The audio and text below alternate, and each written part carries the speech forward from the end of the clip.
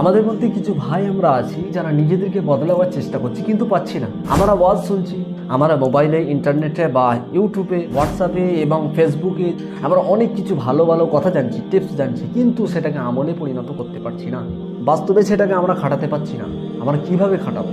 অনেকজনের মধ্যে সওয়াল থাকে, অনেকজনের মধ্যে কোশ্চেন আসে, মানে আমাদের মধ্যে প্রশ্ন আসে, কি করে ওখান থেকে রেহাই পাবো?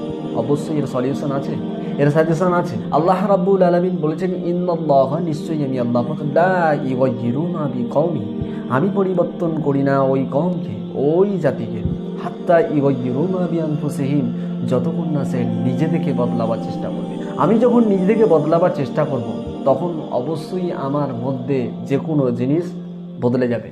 আপনি দেখেন, এখন যদি মনে করেন যে না আমি এখানে বসে আছি, মোবাইলটা বন্ধ করি, পারবেন, এক্ষুনি বন্ধ করতে পারবেন। সেই রকম আপনি যদি মনে করেন না ইনশাআল্লাহ আমি মাগরিব থেকে নামাজটা ধরে নেব, আপনাকে কেউ রুখতে পারবে